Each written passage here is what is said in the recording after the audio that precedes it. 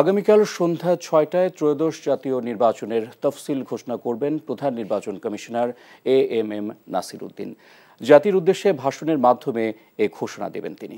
রাজধানীর নির্বাচন কমিশন সচিবালয়ে ব্রিফিংয়ে ইসি সচিব আক্তার আহমেদ জানান, নির্বাচনের প্রস্তুতি নিয়ে সন্তোষ প্রকাশ করেছেন রাষ্ট্রপতি মোহাম্মদ শাহাবুদ্দিন। এর আগে বেলা ১২টায় বঙ্গভবনে প্রধান নির্বাচন কমিশনার এএমএম নাসির উদ্দিনের নেতৃত্বে ৫ সদস্যের ইসি কমিশন রাষ্ট্রপতির সাথে সাক্ষাৎ করেন। প্রায় ২ ঘন্টার বৈঠকে রাষ্ট্রপতিকে জাতীয় নির্বাচন এবং গণভোটের প্রস্তুতি সম্পর্কে অবহিত করেন নির্বাচন কমিশনাররা। এরপর নির্বাচন কার্যালয়ে এসে কমিশনাররা বৈঠক করে তফসিল ঘোষণার সময় নির্ধারণ করেন।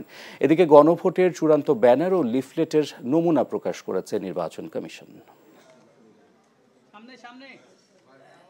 দুটো ভোট একই দিনে হওয়ার বিষয়ে জাতীয় সংসদ নির্বাচন এবং গণভোট এই দুটো বিষয় কিভাবে আমরা করব, ব্যালট পেপারগুলো কিভাবে তৈরি করা হচ্ছে, ব্যালট পেপারগুলোর রং কি হবে, গণনার পদ্ধতিটাকে বিস্তারিত উনি জানতে চেয়েছেন এবং আমরা আমাদের দিক থেকে ওনাকে বিস্তারিত জানানো হওয়ার পরে উনি বলেছেন যে হ্যাঁ, সন্তোষ প্রকাশ করেছেন।